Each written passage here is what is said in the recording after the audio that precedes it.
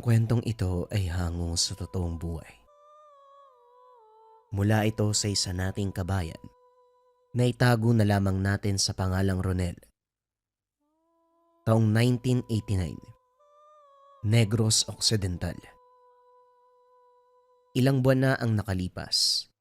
Magmula ng huling labanan sa pagitan ng militar at rebelde, marami ang nasawi. Mga inosente na gusto lang naman sanang mabuhay ng payapa, subalit kinitil ang buhay ng balang ligaw. Kabilang sa naagrabyado ang magpinsang Raymond at Mikoy. 39 na taong gulang sa Raymond, samantalang 11 anyos pa lamang si Mikoy. Malayong kamag-anak ang mga ito. Ngayon lang nagsama matapos parehong nasangkot sa digmaan ang bawat pamilya. Swerte na nabuhay sila. Hindi naman pwedeng pabayaan ni Raymond ang bata, kung kaya't sinama at siya itong tumayong magulang.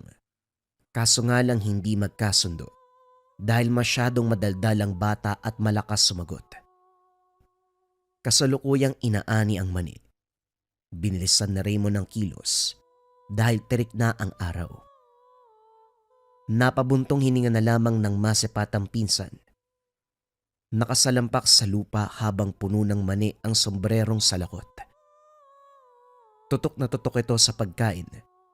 Dumakot ng damo si Raymond at saka binato rito. Masamang tumitig sa kanya. Ano ba ginagawa mo? Kitang kumakain yung tao eh. Malaki ka na, pero bastos ka. Wika ni Mikoy. Sinama kita rito para tumulong, hindi para kumain. Tanghaling tapat na, pero hindi pa tayo tapos sa pag-aani. Magiging inihaw tayo bago mga lahati. Tumulong ka nga, ang init-init eh. Kaya mo yan, malaki ka na. Bata pa ako, kaya dapat pakain-kain lang. Ikaw naman, huwag ka masyadong mariklamo kasi gawain niya ng matatanda. Maghahanap buhay, kakayod, ganun dapat. Ganun ba? Paano kung sabihin ko matagal na ako nagtitimpi sa'yo ha? Pwede kitang palayasin. Kaya mo ba talaga akong palayasin? Mawala nga lang ako, maghahanap ka kaagad eh. Teka, rebelde! Nataranta ang bata nang mahagip sa paanan ng bundok ang grupo ng rebelde. Dali-daling nagtungo si Mikoy sa damuhan kung saan may sekretong lagusan patungo sa tahanan. Ginawa niya ito para kapag lalakwat siya ang bata, mabilis makaiwas kapag makakasalubong ang mga rebelde. Dumiretso kay Raymond ang grupo nang makita siya.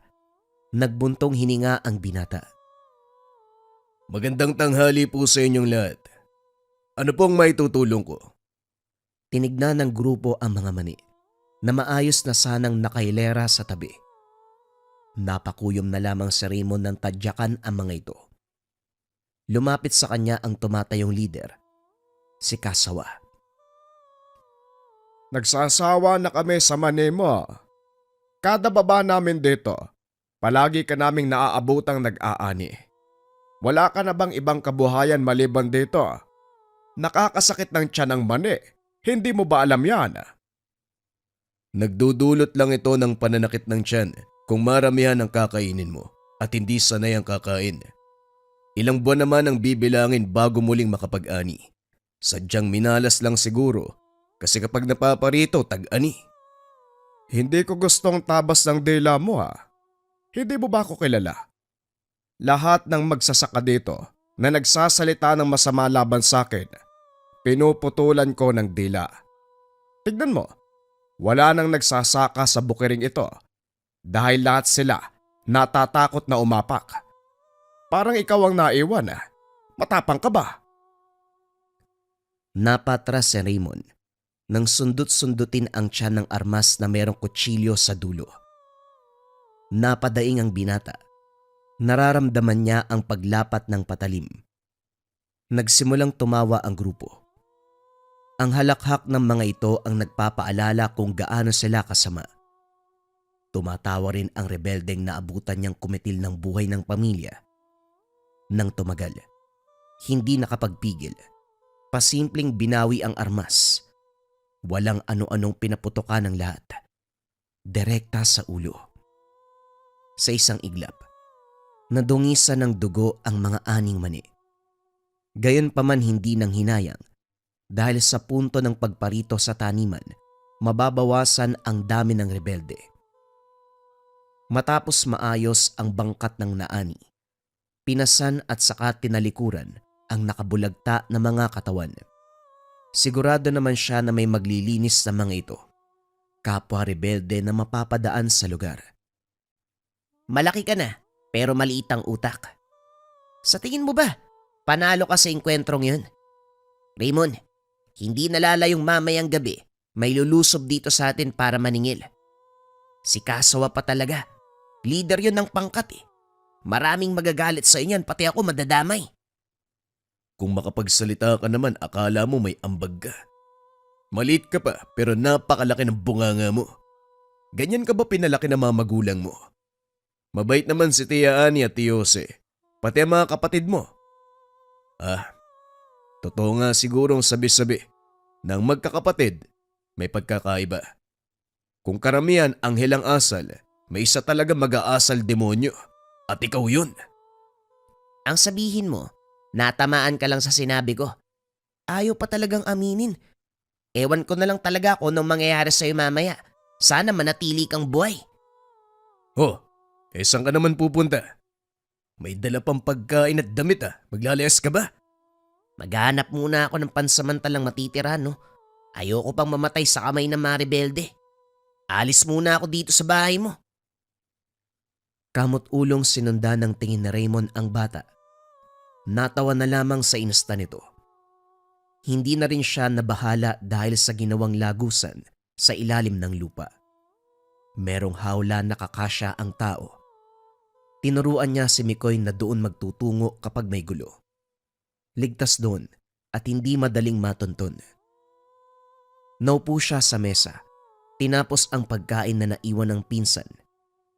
Sa kalagitnaan, umugong na ang mabibilis sa mga yabag. Malayo pa, pero dinig na niya. Dali-daling pinatay ang ilaw at saka pumwesto. Hindi nagtagal, pabalibag na bumukas ang pintuan, 2 tao ang pumasok. Nakatutok sa unahan ang naghahaba ang armas. Sinuyod ng mga ito ang buong tahanan. Sinilip ni Raymond ang labas. Sa bilang niya may nag-aantay na 4. Bago lumabas ang 2 sa loob para ibalitang walang tao, dali-daling itinumba. Diretsyong ginilita ng leeg, siniguradong hindi maglilikha ng ingay. Itinabi ang katawan ng mga ito. Dumaan sa bintana, isa-isang ginapang ang kinaroroonan ng mga kasabwat. Matagumpay na natapos. Pasimpleng pinagpagan ang mga kamay. Pero sa sandaling tumayo, natigilan ng maramdaman ang pagtama ng bala sa likod. Sunod-sunod, pero hindi siya naapektuhan. At upang magmukhang makatotohanan, nilaro niya ang laban. Nagpanggap na patay ang binata, tumabi sa bangkay ng mga pinaslang. Mulat ang mga mata niya para malaman ang galaw ng paligid. Lumapit ang rebeldeng bumaril sa kanya. Nang akmang ilalapat ang daliri sa pulso para alamin kung buhay pa. Itinarak sa leg nito ang bitbit na kutsilyo. Nanlaki ang mga matang humandusay. Pinanood itong nangingisay hanggang sa malagutan ng hininga. Binalingan ni Raymond ang paligid. Inaninag kahit ang pinakamadilim na bahagi. Nang makitang wala ng rebelde, dahan-dahang hinila palayo ang mga bangkay.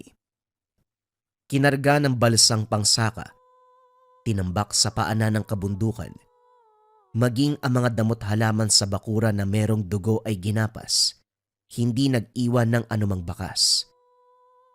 Binabalandra mo na naman yung anting-anting mo. Huwag ka masyadong hambog Baka mamaya, ikaw na tong kasunod na nakatiyaya. Aba, mautak ka rin Kung magsisimula pa lang ang gulo, nakalis ka na. Babalik kapag tapos na. Wala ka talagang ibang inisip kundi ang sarili mo. Aba malamang iisipin pa ba kita, sino ka ba? At saka hoy, May gamit ka na magliligtas sa'yo. Kahit bala ng kanyon pa ang tumama, walang mangyayari. Ako walang ganyan eh. Mabagok lang ang ulo ko, pwede na ako mamatay. Ang daldal mo talaga. Pinaglihi ka yata sa puwet ng manok eh. Bumalik ka na dun sa loob. Matulog ka kasi maaga tayo sa bayan bukas para magbenta ng mga mani. Napailing na lang si Raymond sa naging sagutan. Nasanay na siya sa bunganga ng bata, pero hindi maiwasang mabigla dahil hindi mahulaan ang lalabas sa bibig nito. Sa katunayan, alam ng pinsan ang tungkol sa pangil ng kidlat na tangan. Ito rin ang dahilan kung bakit nakaligtas sa kalagitnaan ng labanan sa pagitan ng militar at rebelde. Ginagamit niya ito para protektahan ang sarili. Kaso nga lang, minsan na ring nagalit dahil hindi kayang ipaglaban ang pamilya sa mga ligaw na bala.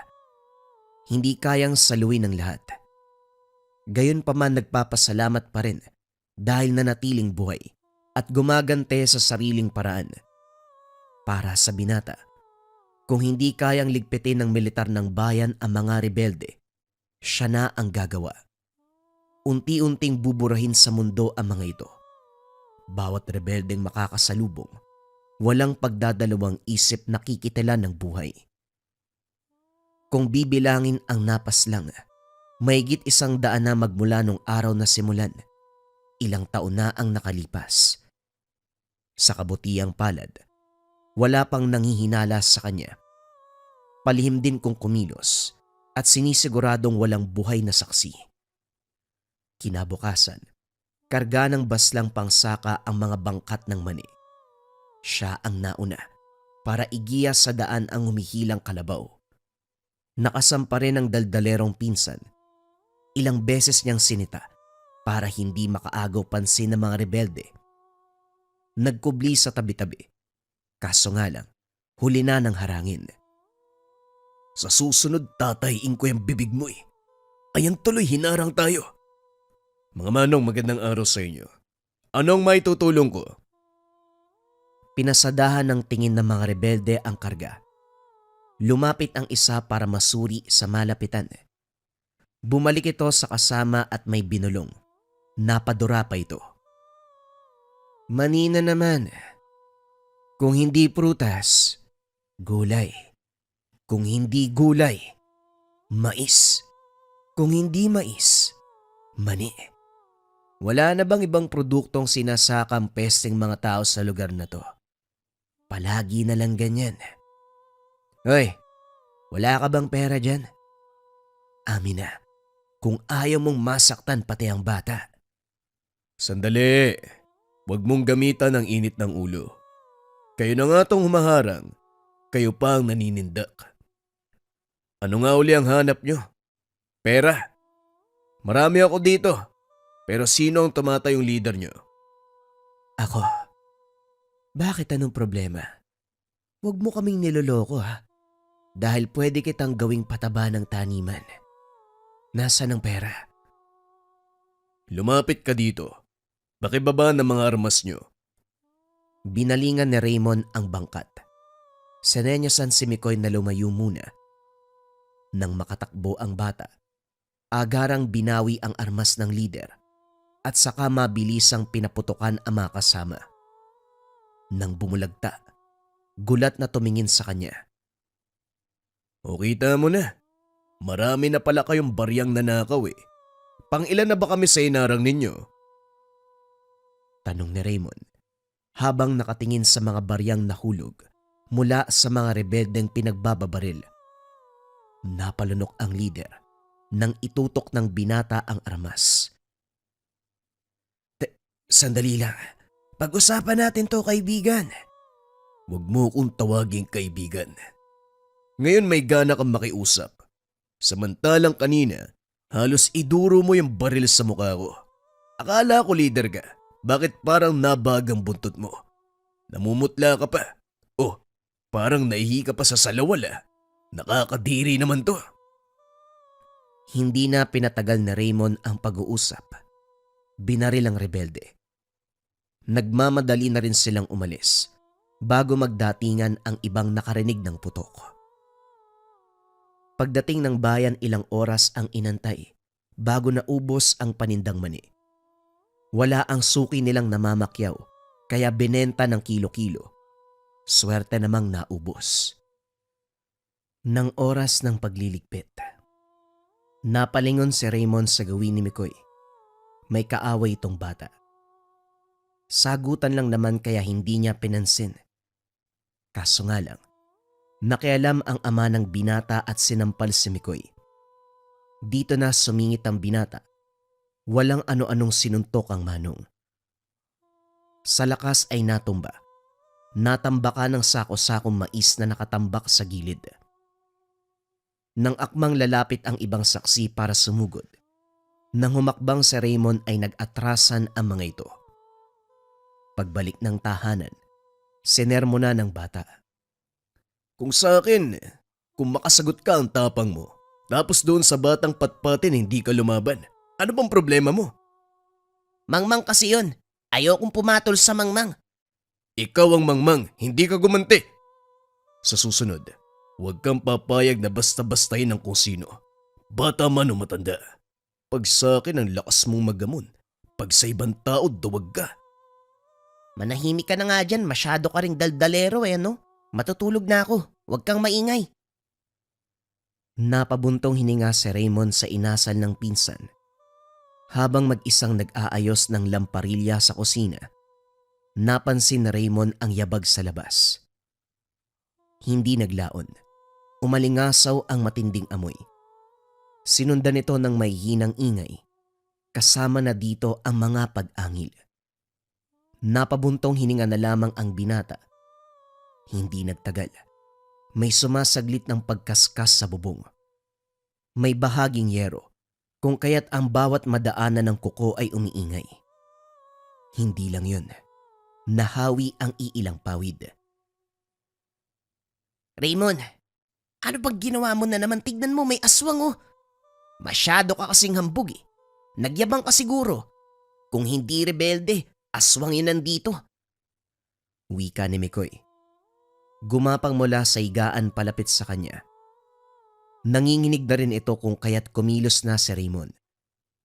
Binuksan ng maliit na pintuan sa sahig at pinadaan si Mikoy. Pinatago doon ng bata. Inabutan ng langis. Kapag ganito ang sitwasyon, alam na ang gagawin. Binalikan ng binata ang aswang sa labas. Nang silipin, hindi lang nilalang ang naroon, kundi may mga rebelde na nag-aabang. Natawa pa sa sumaging ideya kung magkasabwat ba ang mga ito o sadyang nagkataon na nagsabay ang paglusob. Alin man dito, nakahanda siyang pulbusin ang lahat. Lumabas si Raymond. Nakatutok lahat ng baril sa kanya. Baliwala ang mga ito dahil inuna ang aswang. Higit na mas malaki ang banta kumpara sa mga rebelde. Nagpaputok nang makita siyang kumilos. Inakala na gagawa ng hakbang laban sa kanila. Gusto lang sanang habulin ng halimaw, pero mabilis na wala matapos ang sunod-sunod na pagputok. Napailing na lamang ang binata at pinagbigyan ang mga rebelde. Ilang bala na ang lumapat sa katawan, pero lahat ng ito ay walang epekto sa kanya. Dali-daling sinakal ang isa. Ano bang sadya nyo rito? Bakit kayo nanggugulo ng disoras? Respeto naman sana. Oras ng pahinga ko ngayon Sa halip na sumagot, sinaksak siya sa balikat. Tama lang na lumapat ang dulo ng kutsilyo. Nag-iwan ng kaunting galos. Dali-daling sumigaw ang rebelde upang ipaalam sa mga kasama na hindi nagkasugat si Raymond. Kaagad ding pinatahimik. Binalik ang saksak. Sunod-sunod na putok ang pinakawalan. Isa-isang nilapitan ng binata ang mga ito upang turuan ng leksyon. Binalian ng buto. Sinaksak. Binaril. Hindi naglaon, isa na lamang ang natira. Sige, lumapit ka para sumabog tayo. Hindi ka tinatablan ng bala. Tignan natin kung hindi ka pa rin tatablan kapag pinasabog ko na yung granadang to.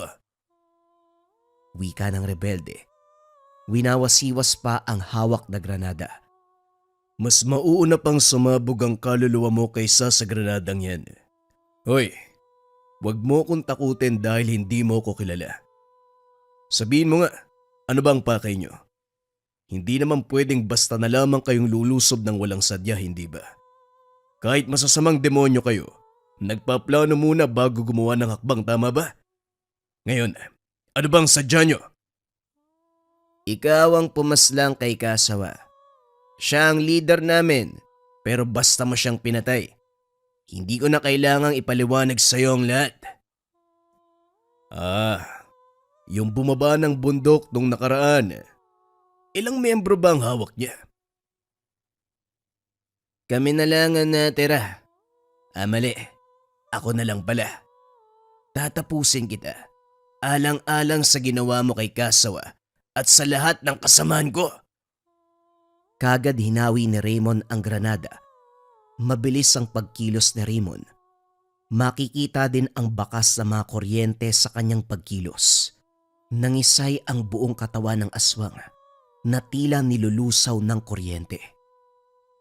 Tatalikod na sana pero biglang lumitaw ang isa pang aswang. Nakadapo sa bubong. Nakipagtitigan ng ilang sandali at biglang sumugod. Tumilapon si Raymond dahil hindi inaasahan ang lakas nito. Agarang sinalo ang mga kuko. Naakma ng lalapat sa muka. Tinapatan. Unti-unting binalian ng kamay. Hindi ito pinatakas. Nabot ang baril sa tabi. Sunod-sunod na pinaputokan ng ulo. Bumulagta ito. Katabi ang bangkay ng mga rebelde. Tatalikuran na sana nang biglang napapikit. Napailamos sa sinaboy na langis. Sabing tabi, ikaw tuloy yung tinamaan. Patay na ba yung aswang? Sigurado ba yan? Ikaw kahit kailan talaga palpak ka. Mukha ba akong aswang para sa buyan mo, ha? Nagsasayang ka lang ng langis. Sabi kong tabi. Kasalanan ko bang bungol ka?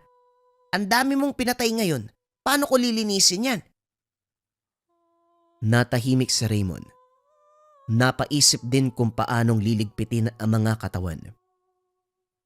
Gayunpaman, natagpuan ang sariling kinarga ng balsa at saka tinambak sa bundok. Mabilisan at maingat ang galaw upang walang makasaksi. Iniiwasan lang na malagay sa alanganin kung merong makakakita sa kanya. Lalong-lalo na kung militar. Nang matapos, lumipas ang gabi na parang walang nangyari.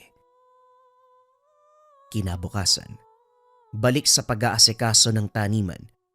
Hindi naman pagmamay-ari ni Raymond ang lupain dahil wala nang sumasaka. Nagsilikas ang mga tao. Mula noong inkwentro ng militar at rebelde, siya na lamang ang nakinabang sa lugar. Sa kalagitnaan, may napansin na nagtatago sa hindi kalayuan. Natapos na lang siya, naroon pa rin ang mga ito. Hindi naman rebelde dahil lantad na lantad ang itsura. Walang dalang armas o anumang patalim. Nanatili lang din ito sa malayuan, subalit panay ang titig sa kanya. Nang matapos ang gawain, binigyang pansin ang mga ito. Mula sa pagkakaupo ay tumayo at sinalubong siya. Magandang hapon po sa inyo. Ano may paglilingkod ko? Magandang hapon din sa'yo, iho. Pwede bang makahingi ng kaunting tulong? Kahit isang buwig ng saging lang. Ilang araw na kaming hindi nakakakain kaya kung pwede, kahit kaunti lang. Yun lang ho ba? Naku, dapat kanina pa kayo nagsabi. Akala ko kasi nagpapahinga lang kayo dyan eh. May isang buwig na hinog doon, no? Sa inyo na lamang yan. Ali po kayo. Pinalapit ni Raymond ang dalawang matanda. Hinayaan niya itong kumain ng kumain. Halatang gutom. Panay subo kahit puno pa ang bibig.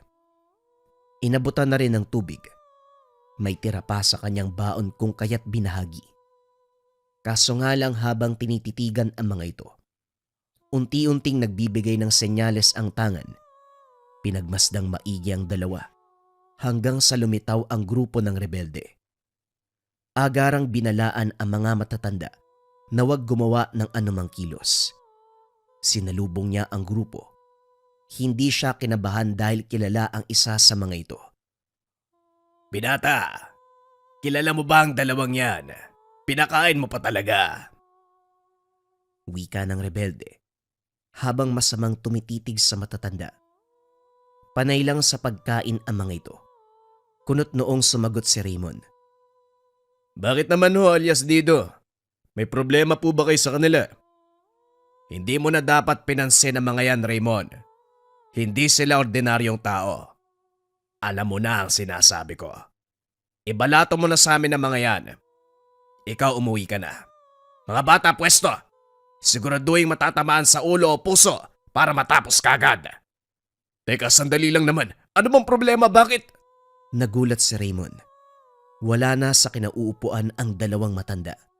Sabi ko naman sa iyo hindi sila ordinaryo. Dumaan sa kuta ang mga yon. Nagpaawa kaya tinulungan namin. Pinakain, pinainom. Pero bumalik kinagabihan Hindi lang isa o dalawa sa mga tauhan kong pinaslang ng mga yon. Maging ang anak ng kasama namin dinali din. Teka, hindi ba may pinsan kang bata? Mabuti pang umuwi ka na bago pa may mangyaring masama. Hindi natin alam kung ano ang gagawin ng mga yon. Maglilibot kami sa lugar. Hagilapin kahit saang liblib magtago. Kilusta mga bata. Mag-iingat ka, Raymond. Dali-daling kumilos ang grupo. Si Raymond naman tinakbo ang daanan pauwi. Laking ginhawa nang makita si Mikoy. Natutulog ito. Bumalik na lamang sa labas para balikan ang saging. Makalipas ang ilang sandaling pabalik-balik sa paghakot. Dito natigilan ng mabungaran si Mikoy. Nakaamba sa bintana. Nakatitig sa kanya pero ang mga mata ay kakaiba. Dito napansin ang senyales ng mutya. Nang maintindihan ng kaganapan, kagad umarte ang binata. Mikoy, halika. Kumain na tayo dito. May natabi akong ulam mula kaninang agahan. Hindi pa naman panis, kaya pagtsatsagaan na lang natin. Habang hinahanda ang mesa, napansin ni Raymond ang dahan-dahan nitong paglapit. Hindi na ito bata. Nag-iba na ang hubog. Maigpit ang pagkakahawak sa tinidor. Akmang kakalmutin ay inunahan. Tumagos ang tinidor sa mata nito. Hinawakang mabuti at diniinan ang pagsaksak. Dahan-dahang napalod ang aswang habang humihiyaw. Sinaksak ng sinaksak hanggang sa hindi na maipinta ang itsura. Dali-daling hinanap si Mikoy. Wala na ito sa tahanan. Wala rin sa mga lihim na taguan sa silong at sa ibang bahagi ng paligid. Walang bakas na may naglabas-masok sa mga ito. Kinabahan na ang binata. Naisip ang sinabi ni alias Dido kanina. Sa paghahanap, nakasalubong ang grupo nito. Alias Dido, nakita niyo ba ang pinsan ko? Wala siya sa bahay. Hindi ko mahanap. Hindi din namin nakita. Hindi ba nagmamadali kang umuwi kanina? Iho, baka tinangay ng matatanda yon. Ang ginawa nila sa mga tauhan ko, pinalitan ng replika. Inakala naming sila yon, yung pala mga aswang na. Mataas na uri ng panlilin lang ang ginagamit nila.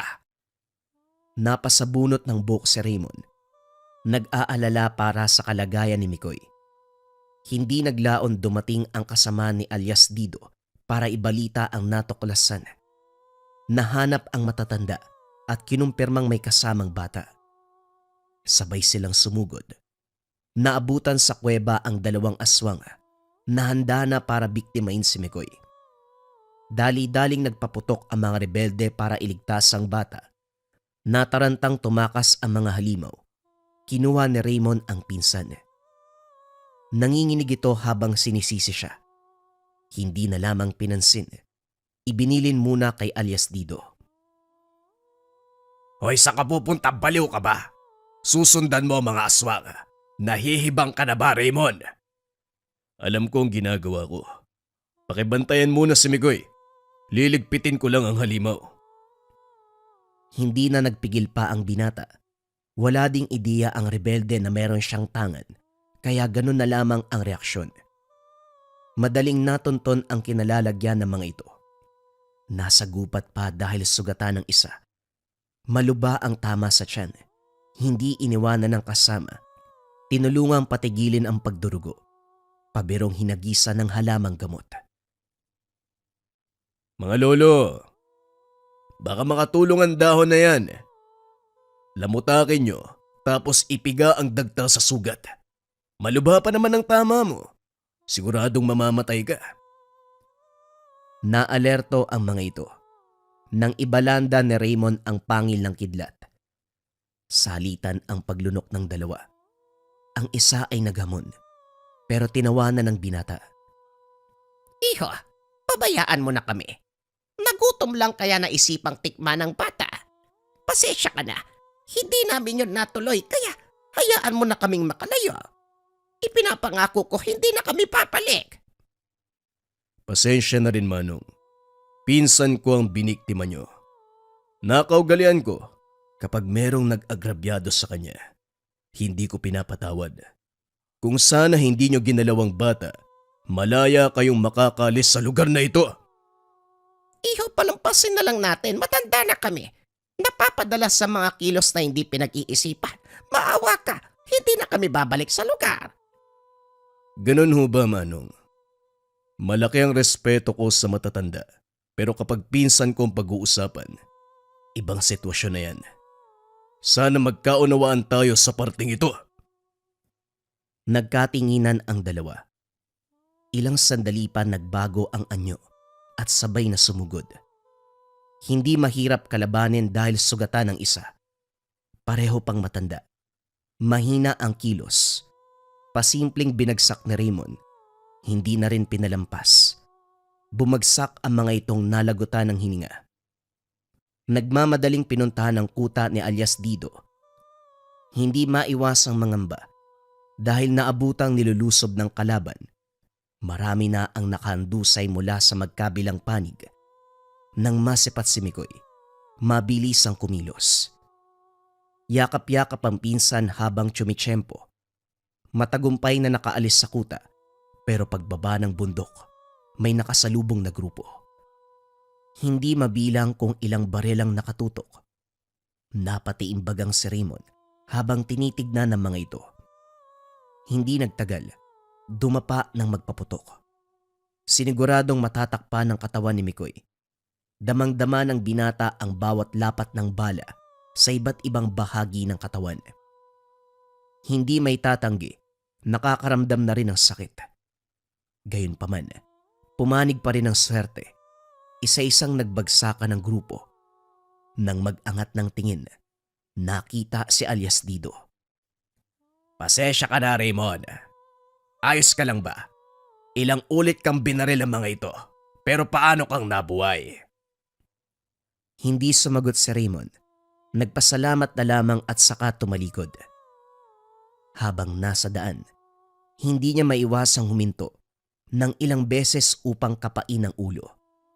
Ilang bala na ang tumama rito kung kaya't bahagyang kumikirot. Raymond, wag ka munang mamatay ha. Hindi ko alam kung paanong mabubuhay sa mundo na puro putok ng armas ang maririnig eh. Gamutin mo yung sugat mo para hindi ka mamatay oh. Naantig ang puso ni Raymond sa sinabi ng bata.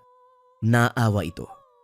Namulat sa kalagitnaan ng hindi matapos-tapos na hidwaan sa pagitan ng militar at rebelde.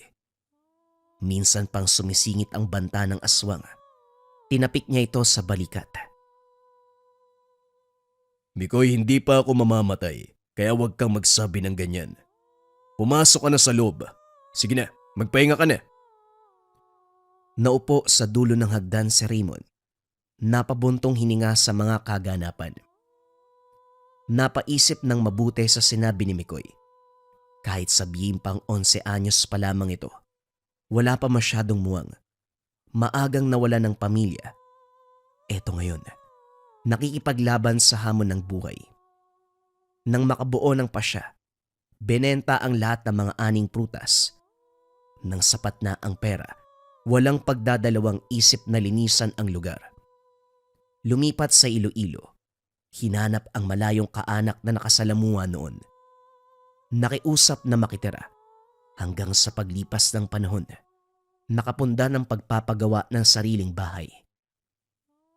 Doon sila tumira. Unti-unting kinalimutan ang masalimuot na karanasan na dulot ng mga rebelde at aswang. Tangan-tangan pa rin ni Raymond ang pangil ng kidlat na lumulusaw sa katawan ng mga aswang. Ang kwentong ito ay hango sa totoong buhay. Mula ito sa isa nating kabayan na itago na lang natin sa pangalang Tonyo. Taong 1986. Liblib na Pook, Kidapawan. Halos maiyak si Tonyo nang makarating sa lugar. Hindi inasahang mahirap lakarin. Walang sasakyang pwedeng magatid sa tahanan ng hinahanap na ama. Nabutas ang suot na sapatos sa naglalakihang bato sa daan. Nagkaputik ang damit at ang dalang bagahe dahil kakatapos lang ng ulan. Basang-basa na din siya. Lintik talaga. Ang sabi pagbaba ng bus, nasa harap kagad yung bahay ng magaling na bayani na yan. Pero ito kailangan pang maghirap. Kung alam ko lang na ganito, sana hindi na ako tumuloy. Nakakainis talaga. Wika ni Tonyo sa sarili. Napabuntong hininga. Kinarga sa balikat ang bagahe upang hindi na madagdagan ng putik. Pagkatapos ay tumuloy na sa paglalakad. Pagdating sa unahan, hindi maiwasan ang pagkadulas. Dumiretso pa sa paliguan ng kalabaw. Sobrang lintik talaga. Bayani, buwisit ka. Makarating lang ako sa inyo, lagot ka sa akin. Wika ni Tonyo. Dali-daling bumangon, naghilamos gamit ang natirang baon na tubig. Iho, naunahan mo yata sa pagligo ang kalabaw ko. Sandali, bagong tao ka ba dito? Ngayon pa lang kita nakita eh. Saan ka ba pupunta? Sa pormahan mo parang tubong Maynila ka. Naligaw ka ba? Tanong ng magsasaka. Kakarating lang nito at hila pa ang kalabaw. May hinahanap lang pong tao. May kakilala po ba kayong bayani? Bayani, hindi ko alam yung apelido basta yung mahaba yung buhok. Pagtutroso yung kabuhayan. Wika ni Tonyo. Nahirapan pang ilarawan ang hinahanap na ama dahil walang malinaw na pagpapaliwanag ang binigay ang ina. Siya ni bang tinutukoy mo? Baybayin mo lang ang daanan. Sa dulo makikita mo ang bahay ni Yane. Walang ibang bahay doon kung hindi sa kanya lang. Kaano-ano ka ba niya? Hindi naman masasabing anak. Wala yatang asawa yun eh. Baka nagtataka ka kung bakit ako nagtatanong ah. Kaibigan ko ang taong yon. Gusto ko lang masiguro na mabuti ka. Baka mamaya, kunong kamalasan ang dalin mo eh. Nga pala, Esner ang pangalan ko. Aba ayos ah, ako pa talaga yung malas. Ikaw nga po tong mukhang malas eh. Ang dami mong sinasabi. Mas maingay ka po oh. Mauna na nga ako sa'yo. Wika ni Tonyo. Naglakad sa nasabing direksyon. Ang bastos to na. Kung makapagsalita parang bata ang kausap niya. Kung tutusin mas matanda pa ako sa hinahanap mong bayani. Masumbong nga kita kapag nagkita kami. Dayo ka lang sa lugar pero pasmado yung bunganga. Wika ni Mang Esner. Umiling na lamang habang hinahatid ng tanaw ang papalayong binata. Sa kabilang banda, narating din ni Tonyo ang tahanan ni Bayani. Walang katao-tao sa lugar. Sarado ang mga bintana at pintuan. Maraming pananim sa bakuran. Mga gulay, herbal at bulaklak. Sa likod naman ng bahay ay maraming nakapastol na kambing at merong babuyan. Naroon din ang malawak na taniman ng mais at kamote. Ayos, kung kay Bayani ang lahat ng to, hindi lugi ang pagpunta. Kahit papano may pagkukunan ng pagkain, hindi magugutom. Ang problema ko na lang ngayon, hindi ko alam kung anong ugali niya. Kung magkakasundo ba kami o hindi.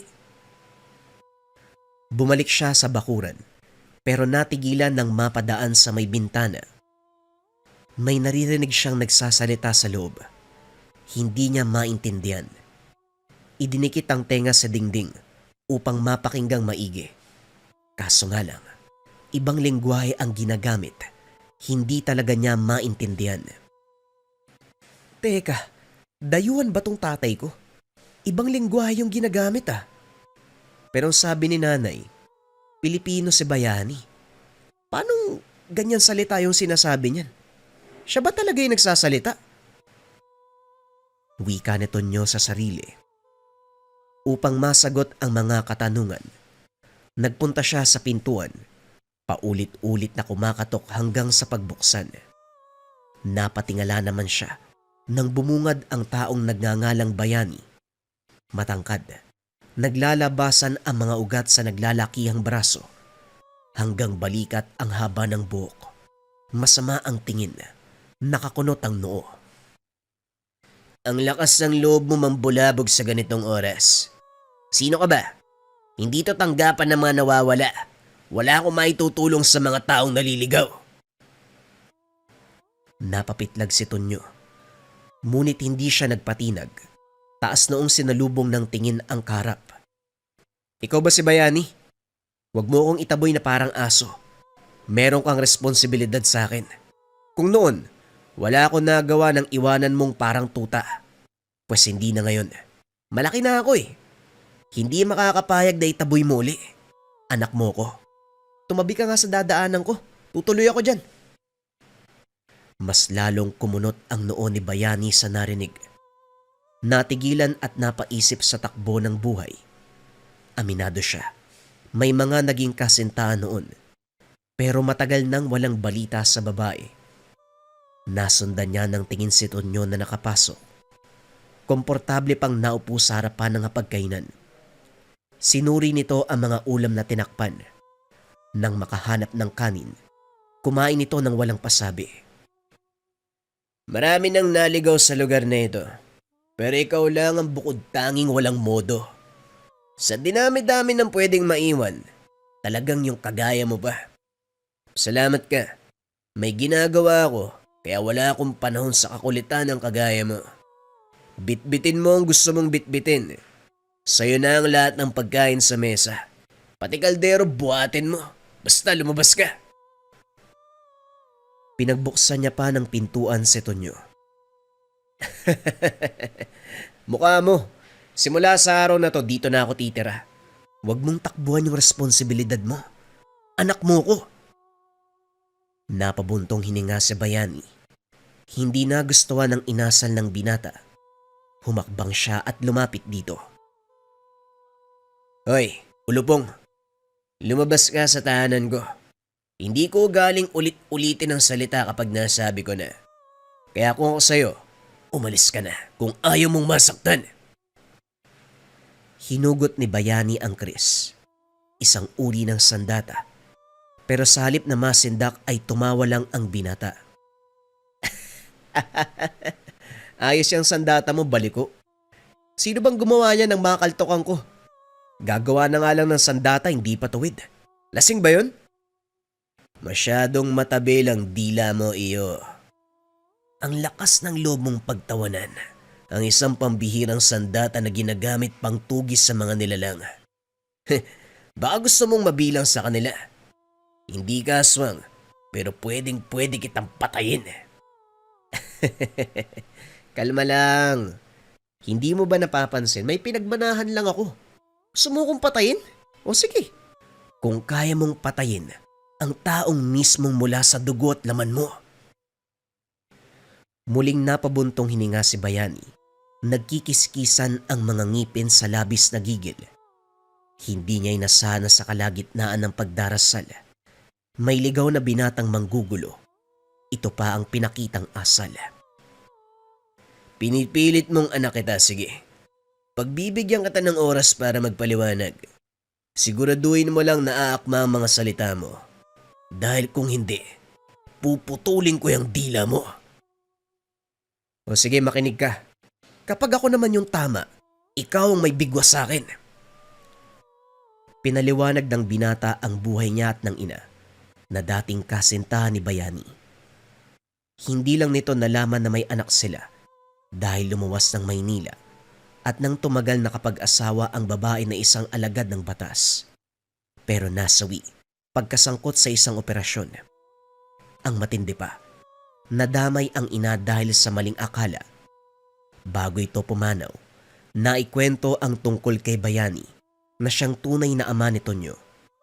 Dahil naiwang mag-isa sa buhay, napilitang hanapin sa kasuluk-sulukang bahagi at ito siya ngayon. Nasa tahanan mismo ni Bayani. Matapos ng mahabang usapan natahimik si Bayani. Walang masabi sa mga kaganapan. Ang huling balita, iniwanan ng kasintahan pero ngayon ay may nagpakilalang anak. O ano, ayaw mo pa ring maniwala? Bahala ka basta dito ako titira sa ayaw at sa gusto mo. May banyo ka ba? Gusto kong maligo, ang baho ko na eh. Nadulas ako sa putikan papunta rito. Itong lugar nyo nakakasar, ang hirap ng daan. Teka, sandali. Hindi ako kumbinsido na anak kita. Pero nandun sa likod, sa tabi ng babuyan ng tubig, maligo ka. Pwede ka ring malunod kung gusto mo.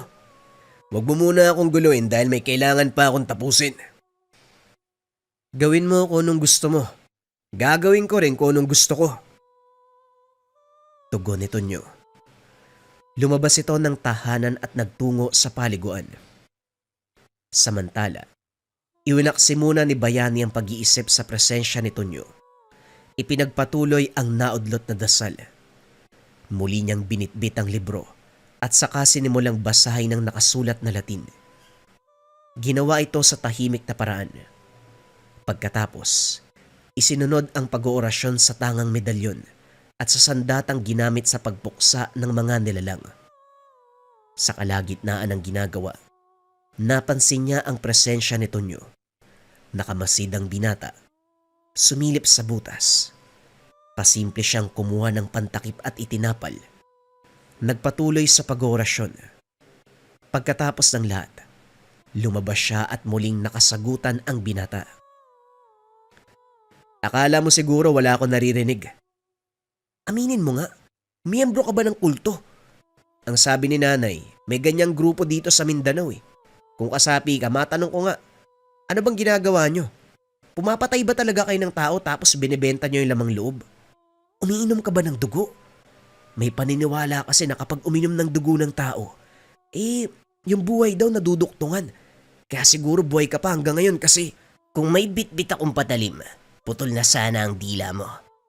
Tahimik na tao si Andrea pero ikaw, sinasabi mong anak ka. Ang bastos mong magsalita. Kakarating mo lang sa lugar na to, sa tahanan ko. Pero ayaw tumigil ng bunganga mo. Naririndi na ako.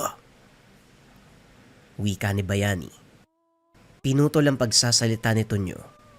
Kaso nga lang, wala itong balak na tumigil. Ay sus, naiya pa. Aminin mo na. Kahit sumilip lang ako sa butas. Nakita ko pa yung mga gamit mo, may mga kandila, may libro, may anting-anting pa. Naguguluhan tuloy ako kung miyembro ka ng kulto o mangkukulam. Alin ba sa dalawa? Hindi nagpigil si Bayani. Hinila pa itaas ang binata. Dali-dali naman itong kumapit sa kamay niya. Makikita rin ang takot at pagkabigla sa mga mata. Kapag sinabi kong manahimik ka, tumahimik ka. Hindi uso sa akin ang pasensya. Kung gusto mong sikatan ng araw, sumunod ka sa bawat sasabihin ko. Maliwanag ba? Oo, maliwanag, ibaba mo na ako. Ibinaba siya ni Bayani at sa mga sumunod na sandali. Naging tahimik sa takot na malagot muli. Nilinis ni Bayani ang kabilang kwarto na ginawang tambakan ng mga kagamitan na hindi mapapakinabangan. Inilabas ang lahat ng mga ito at sa silong isiniksik. Binigay na rin sa binata ang sariling papag. Walang ibang higaan sa tahanan kung hindi iyon lang. Pagkatapos ay pinagluto ng hapunan. Tahimik silang nagsalo. Ipinagpapasalamat din niya ang pagtikom ng bibig dahil lumipas ang oras na walang ingay. Makaraan ng ilang sandali sumapit ang gabi. Nasa bakuran si Bayani. Inaantay ang pagdating ng kaibigan na si Mang Esner. Napag-usapan ng dalawa na mag-inom dahil nakabenta ng kalabaw. Parang Yade, pasensya na kung natagalan ako ha. Ang bagal kasi ni Mang Rito eh. Ilang ganun lang ng lambanog ang binili pero halos 1 oras ako nagantay. Siyempre hindi mawawala ang pulutan. Dumaan pa ako sa pinsan ko na nagkatay ng aso. Masarap to. Ayos ah. Kapag ikaw talaga ang nagaya ng inuman, kumpleto. Mula sa lambanog hanggang sa pulutan. O tara, tagay na. Nga pala, may nakasalumuha akong binatilyo sa daan kanina eh. Ang bastos ng bunganga. Ikaw ang hinahanap. Nakarating ba dito? Sino nga ba yun? Ewan ko dun. Huwag mo nalang isipin, dumating kanina, sinasabing anak ko raw siya kay Andrea. Aba malay ko kung totoo. Nagpupumilit kaya hinayaan ko muna. Nandun sa loob. Nagpapasok ka ng taong hindi mo kilala. Parang yan eh. Parang bago yan ah. Hindi ka naman basta nagtitiwala eh. Nagpatuloy ng binatilyo. Maliban sa sobrang bastos ng sagutan eh, ang sarap kutusan. Pasensya ka na pare ah. Pero nakakainis talaga ang batang yan. Siga-sigaan ng aste. Tama ka. Mukhang kailangan ko ng mahabang pasensya hanggat nandito ang batang yan. Nga pala maiba tayo. Ano ba ang balita sa aswang nung nakaraang araw? Wala na akong narinig tungkol sa nilalang na yun ah. Naayos na ba? Hindi pa. Tinutugis ng kabilang grupo. Ewan ko kung mauhuli. Pulpul naman ang mga yun eh. Nagpapalakas sa mga tao para mapuri pero wala namang gawa. Puro salita mga peste. Ikaw ba? Wala kang gagawing hakbang, magsabi ka lang. Ako may iwan dito sa tahanan mo para magbantay sa mga alagang hayop. Pag-iisipan ko pa. Ang sabi kasi ni Mang Hernan, may lapang aswang. Ito rin pala ang sinisikap nilang mahuli pero hanggang ngayon hindi magawa. Mautak din kasi. Umaatake sa oras na walang makakapansin kahit antingero. Papakinggan ko muna ang takbo ng panahon. Nakahanda na rin yung mga gamit ko. Sa kabilang banda, habang nag-uusap ang magkaibigan, dahan-dahang pumuslit sa kwarto si Tonyo upang alamin ang nasaksiyang gawain ng ama kanina. Pagpasok, bumungad ang librong punong-puno ng iba't ibang simbolo at mga salitang iba ang pagkakasulat. Ang umagaw ng atensyon ng binata, ang medalyong anting-anting na nakapatong sa mesa. Nilapitan niya ito at kinuha. Kung ilalarawan ng bagay, hugis trianggulo na may nakaukit na letrang A sa bawat kanto. Merong mata sa gitna at salitang Roma. Sa ibaba nito, hindi na rin naituloy ang tangkang paghalungkat sa mga kagamitan. Nang marinig ang boses ni Bayani, napapitlag siya sa gulat. Akala ko ba malinawan na pag-usapan nating dalawa? Bakit umaandar na naman ang pagiging pakialamero mo? Lumabas ka! Dali-daling lumabas ng kwarto si Tonyo. Natigilan nang makita si Mang Esner. Nagpakilala kang anak na yan eh. Pero yung asal mo pang rebelde. Mabait na tawang kaibigan ko. Hindi katulad mo. Hoy bata, umaming ka nga. Gumagawa ka lang ng kwento ano? Nagpapanggap ka na anak na yan eh. Dahil may masamang binabalak. Tama ba ko? Hindi pa nangangalahati ang galon ng lambanog pero lasing ka na. Hindi ko galing magsinungaling manong. Totoong anak ako ng taong to. Nasa inyo na rin kung maniniwala o hindi. Basta nagsasabi ako ng totoo. Makatulog na nga. Wika ni Tonyo. Pumasok ito sa kwarto. Tinalikuran ang matanda. Sayang. Malalaman ko na sana kung anong klaseng kababalagan yung ginagawa ng taong yun sa kabilang kwarto. Nahuli pa. Basta, kung hindi man siya miyembro ng kulto, posibleng isang mangkukulam. Kaya siguro iniwan ni nanay. Kampo ng kasamaan, halata naman sa itsura. Mukhang hindi mapagkakatiwalaan. Wika ni Tonyo sa sarili. Umiling na lamang at saka sumampa sa higaan. Kinabukasan, pagkagising unang nabungaran ni Tonyo ang may hinang pag-usal mula sa kabilang kwarto. Dali-dali siyang sumilip. Nakita ang ama na nakaluhod karap ang altar. Hawak ang libro May binabasa mula rito. Dahil sa lengguwaheng gamit, hindi niya maiwasang kilabutan. Pakiramdam pa'y anumang oras may lalabas na nilalang pagkatapos itong sambitin. Minabuti na lamang manahimik habang pinapakinggan ng mga ito. Ilang sandali pa. Natapos at lumabas ng silid si Bayani. Kahit umakto ka na parang walang nangyari, huli ka na. Nakita kitang sumilip eh. May pagkain dyan sa mesa. Ikaw na ang bahala sa sarili mo. Kumakain ka naman siguro ng gulay ano. Yan lang naman ang nakain. Ganyan ang pagkain dito ha. Kung gusto mo ng karne o ibang putahe, maghintay ka hanggang sa araw ng sahod ko. Papasok muna ako sa trabaho para may pangtusto sa'yo. Maiwan ka dito sa bahay. Bibilinan kita ng isang bagay na dapat mong tandaan. Huwag na huwag kang pupunta sa malayo kung sakaling maisipan mong lumabas. Baguhan ka sa lugar. Mahirap na. Baka maligaw ka. Mahirapan pa ako sa paghanap.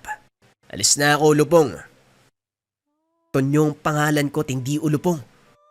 Eto, may pangalan yung tao tapos tatawagin ng kung ano-ano.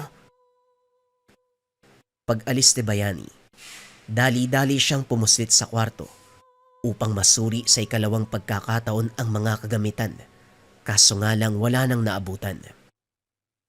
Malinis ang mesang pinaglalagyan, maging ang mga kandilang nakatirik sa gilid ay wala na rin, maging ang libro at iba pang gamit. Itago mo man ang lahat ng yon. Hindi pa rin mababago ang tingin ko sa'yo. Isa ka mang kukulam. Pinapagalitan pa ako kasi matabil daw yung dila ko. Pero siya naman yung may masamang ginagawa. Ay nako, naging tatay pa kita. Mabuti hindi ako lumaki sa poder mo. Pagkalipas ng ilang sandali, naglibot-libot siya upang makita ang lugar. Unang bumungad ang mga magsasaka na abala sa gawain. Meron namang mga kalalakihang naglalakad patungong bundok. Ang sabi magtotoroso ang mga ito. Hinanap niya si Bayani pero hindi nakita. Ibinaling na lamang ang pansin sa mga matatanda na nagtatanim ng mais. Tahimik siyang nanonood. Hindi rin nakaligtas sa tsismisang pinag-uusapan ng mga ginang sa tabi. Grabe yung nakita kong sinapit ng bata na ko. Mahihimatay ka talaga. Nakabukas yun dyan. Nakalabas ang lamang loob. Namumutla ang katawan kasi wala ng dugo. Hindi ko maintindihan ang nangyayari. Paulit-ulit na lang tayong dinarayo ng aswang. Huwag kang mag-alala. Sigurado, hahanap ng paraan si Bayani upang mapuksa yan. Ay siya pa, ang galing na manonogis nun. Matuntun lang yan ang pinamumugaran ng pesteng nilalang. Ubus ang mga yon. Kunot ang noo ni Tonyo nang marinig ang pangalan ng ama. Hindi muna siya sumingit sa usapan sa pag-aakalang nagkataon lamang at ibang tao ang tinutukoy. Oo nga pala, sobrang takot ko. Nakalimutan ko meron pala tayong tagapagtanggol. Kung nakarating lang sana kay Bayani ang pananalakay ng aswang sa ibang lugar, walang taong mabibiktima, maaaksyonan niya kagad. Pero hindi tayo lugi kasi dito sa atin maayos ang buhay. Payapa. Dahil isang maling galaw ng aswang, tapos ang buhay niya. Si Bayani pa, walang awa yan sa mga nilalang na mapangahas. Hindi kumikilala kahit anong uri ng halimaw. Huwag lang talagang magkamaling pumarito at makikita nila. Ama, nang matanong ko lang po, sino yung tinutukoy niyong Bayani? Hindi naman po siguro yung taong nakatira sa bahay na yan, ano? Ay siya nga, iho. Kung hindi mo na itatanong, ang tapang ng taong yan. Kahit anong uri haharapin kakalabanin. Siya ang bukod tanging tagapagligtas sa amin laban sa mga nilala. Mahalagang tao yan. Mahalagang tao? Sus, pati ang mangkukulam na kagaya niya hinahangaan niyo. Siguro tinamaan kayo ng orasyon kaya nagkaganyan. Mga manang, diyan ako sa tahanan na yan nakatira. Isang gabi pa nga lang ako, ang dami ko nang nalaman sa pagkatao niya. Kampon ng kadiliman. Nagdarasal na parang nagtatawag ng demonyo. Abay lokong bata to. Diyan ka pala nakatira eh. Bakit ganyan ka magsalita kay Bayani? Bawiin mo. Ikaw pa nga mukhang mas kampo ng kadiliman. Ano-ano ka ba niya, bastos na bata ka? Ang buti ng tao tapos gaganyanin mo. Hindi makapaniwala si Tonyo nang talikuran ng dalawang manang. Nabaling din ang pansin sa paglapit ni Mang Isner. Hoy, Ulupong! Narinig ko ang sinabi mo tungkol sa kaibigan ko. Kung makapagsalita ka, kala mo kilalang kilala sa bayani. Naiintindihan ko naninibago ka sa lugar lalo na sa buhay ni Yani. Pero isa lang ang masasabi ko. Mabuti siyang tao at hindi magkukulam. Nung sinasabi mo diyang, ay nako, tumutugi siya ng aswang. Hindi nagdadala ng sakit sa mga tao. Di kayo na yung maalam. Pasensya naman. Wika ni Tonyo. Pero sa kaloob-looban, hindi pa rin mawala sa isip ang naunang sinabi. Sa paningin niya, masamang tao ang pinupuri nilang bayani. Oo, tatay ko siya. Pero parang ang sama ko naman kung kukonsintihin ko yung ganyang gawain. Kung makapagsalita sila parang nakita nila ang galawan ni Bayani sa loob ng bahay. Ako nga naging mali gayong nasaksiyan ko at narinig ang lahat. Bahala nga kayo dyan. Sa muling pagsapit ng gabi, hindi nakatiis si Tonyo. Maghapon siyang naiwan sa tahanan at dahil walang balita mula kay Bayani, nagpa siyang hanapin sa kagubatan. May iilan siyang nakasalubong na kasama nito at sinabing nagtatrabaho pa ang ama. Pinuntahan niya ang kinalalagyan. Sa halip na pumuputol ng kahoy ang maabutan, napansing umuusal ito ng dasal habang nakatingin sa madilim na bahagi ng paligid. Maigpit din ang pagkakahawak ng patalim. Tinawag niya ito pero sumenyas lamang na umalis. Ano ba? Mamaya na yung kalokohan mo. Kanina pa ako nagugutom eh. Wala akong mahanap na maluluto sa bahay kaya anong kakainin ko? Halika na! Nakarinig siya ng malakas sa pag-angil. Napatras. Mula sa hindi kalayuan, lumitaw ang pagbumuka ng isang aswang. Dali-dali itong hinamon ni Bayani. Oy Lupong, umuwi ka. Sa bahay mo ko antayin.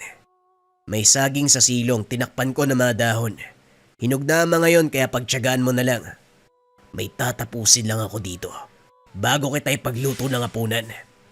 Ang gutom makakapaghintay. Pero itong anak ng demonyo, hindi. Kaya lumakad ka na. Wika ni Bayani. Pero sa halip na sumunod si Tonyo, dali-dali pang sumunod nang magabulan ang ama at ang aswang. Natatakot pero gustong makita ang mangyayari. Kuryoso sa kung anong magagawa ni Bayani. Hindi nakalayo ang nilalang. Binato ng patalim. Tumarak sa likuran. Napalod na lamang sa lupa habang pilit na hinuhugot. Hindi rin mahawakan dahil napapaso sa tuwing susubukan. Lumapit si Bayani at siya mismo ang humugot. Mabuti na isipan mong lumapit sa oras sa magsiuwian ng mga kasama ko. Kanina pa kita napapansin pero binabaliwala ko lang. Mas magandang makipagtuo sa kagaya mong hayop ng dalawa lang tayo. Sakit ba? Isang saksak pa lang yan. Pero nakahandusay ka na. Gusto ko pa sanang makipaglaro sa'yo eh. Kaso may ulupong na nag-aantay sa bahay. Muling nag-usal si Bayani. Ginilita ng leeg ang aswang. Nagpatuloy sa pagsambit ng orasyon si Bayani habang nililigpit ang katawan ng nilalang. Habang pauwi sa tahanan, tahimik na nakasunod sa kanya si Tonyo.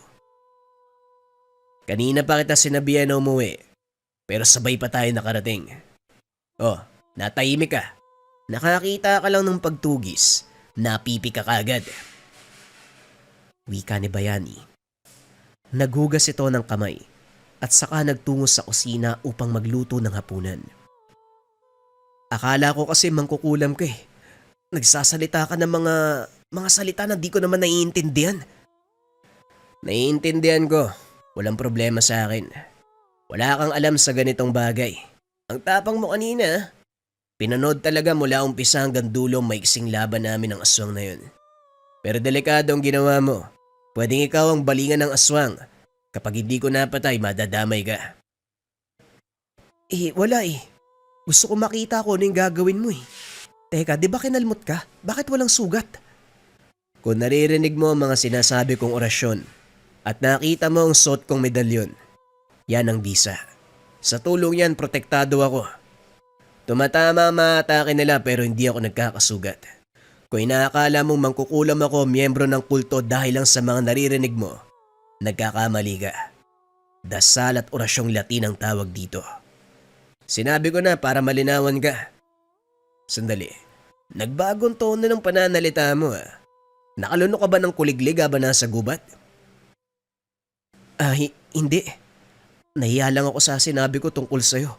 Pasensya na po kayo ah. Ayos lang. O syantayin mo. Magluluto ako. Maya-maya, may ilang itlog na dyan. Yan na lang muna. Wala tayong ibang pagkain dito eh. Masanay ka na rin. Nga pala, anak kita hindi ba? Sa totoo lang, nararamdaman ko naman na hindi ka nagsisinungaling. Tinatanggap kita sa bahay. Pero siguraduhin mo na hindi ka mangingialam sa ginagawa ko. Lalo na mga gamit na nasa kabilang kwarto.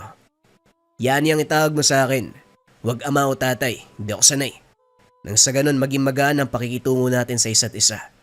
Alam ko maging ikaw naninibago sa sitwasyon nating dalawa. Pero aminin ko, bago ka pa dumating dito, alam kong papunta ka na. Tumango si Tonyo. Napahinga ng malalim. Nakaramdam ng pagsisisi sa mga binitawang salita. Aminado siyang pabalang sumagot. Pero napagtanto, dapat munang alamin ang katotohanan bago magbitaw ng mga sasabihin, lalo na kung patungkol sa kilos ng isang tao. Kagaya ni Bayani, na ang buong akala ay alagad ng kasamaan. Yung pala ay isang mabuting tao na pinoprotektahan ang buong baryo. Isa ka rin ba sa mga kagaya ng kabayan natin o mga kabayan natin na may karanasan sa kulam? Kulam, barang, tigalpo, palipad hangin, o anumang masamang uri ng sumpa.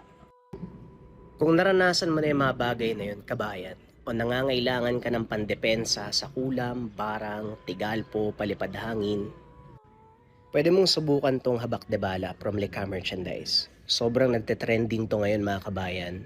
Marami yata ang nakakaranas ng masamang uri ng sumpa. Kung nangangailangan ka kabayan ng mataas na uri ng pangdepensa sa spiritual, subukan mo tong habak de bala from Lika Merchandise. Kung interesado ka, i-visit lang ang shop ng Lika Merchandise.